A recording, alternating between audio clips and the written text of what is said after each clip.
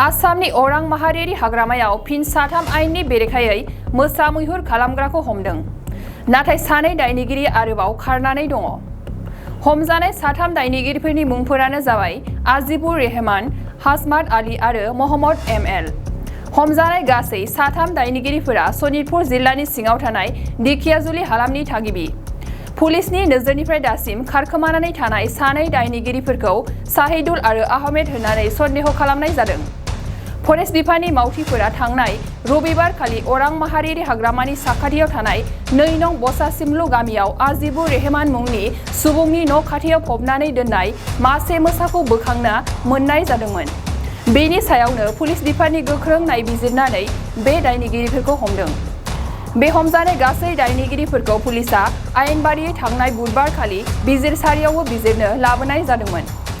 खारनानै थानाय सानै दायनिगिरिफोरखौ पुलिसआ गोख्रोङै नागिरगासिनो दङ आरो बेजोंनो सोमोन्दो थानाय गासै दायनिगिरिफोरखौ हमजोबनो थाखाय गोख्रोङै नायबिजिरगासिनो दङ।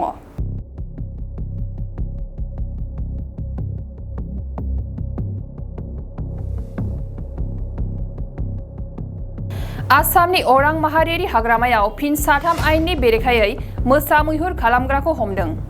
नाथाय सानै दायनिगिरि आरोबाव खारनानै दङ। हमजानाय साथाम दायनिगिरिफोरनि मुंफोरानो जाबाय आजिबुर रेहमान, हासमात आली आरो महम्मद एम.एल. हमजानाय गासै साथाम दायनिगिरिफोरा सनितपुर जिल्लानि सिङाव थानाय दिखियाजुलि हालामनि थागिबि। पुलिसनि नोजोरनिफ्राय दासिम खारखोमानानै थानाय सानै दायनिगिरिफोरखौ साहिदुल आरो आहमेद होननानै सन्देह खालामनाय जादों। फरेस्ट बिफाननि मावथिफोरा थांनाय रबिबारखालि अरां माहारियारि हाग्रामानि साखाथियाव थानाय 2 नं बसासिमलु गामियाव आजिबुर रेहमान मुंनि सुबुंनि न' खाथियाव फबनानै दोननाय मासे मोसाखौ बोखांना मोननाय जादोंमोन। बेनि सायावनो पुलिस बिफाननि गोख्रों नायबिजिरनानै बे दायनिगिरिफोरखौ हमदों। बे हमजानाय गासै दायनिगिरिफोरखौ पुलिसआ आयेन बादियै थांनाय बुधबारखालि बिजिरसालियावबो बिजिरनो लाबोनाय जादोंमोन। खारनानै थानाय सानै दायनिगिरिफोरखौ पुलिसआ गोख्रोङै नागिरगासिनो दङ आरो बेजोंनो सोमोन्दो थानाय गासै दायनिगिरिफोरखौ हमजोबनो थाखाय गोख्रोङै नायबिजिरगासिनो दङ। नोंथाङा सरखारि साख्रि नागिरदोंना? नोंथांनि थाखाय मोनसे गोजोनथाव खौरां। नोंथांनि थाखाय दं एडुकेट पइन्ट, जेराव नोंथाङा सोलोंथाइ लानायनि गेजेरजों सरखारि साख्रिनि गुबुन गुबुन रोखोमनि गोब्राब आनजादफोरखौ उथ्रिसारनो हागोन आरो गावनि आथिङाव गसंथानो हागोन। बे एडुकेट पइन्टआव नोंथांमोना SSC, bank PO, bank clerk, bank SO, UPSC, FSC, defence, railway, state, state, insurance, AAO, ADO, एसिस्टेन्टजों लोगोसे स्टेट लेभेल जब आरो माखासे सरखारि साख्रिनि आनजादाव गोनांथि जानाय आयदाफोराव सोलोंथाइ लानो हागोन।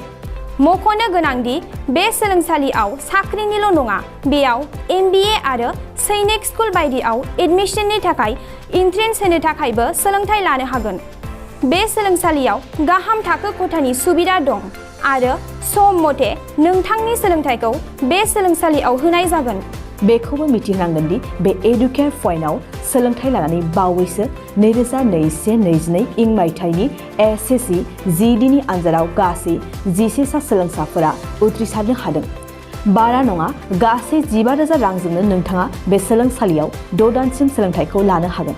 बे सोलोंसालिया क'क्राझार, बरपेटा रड, गवालपारा आरो बङाइगावआवबो दं।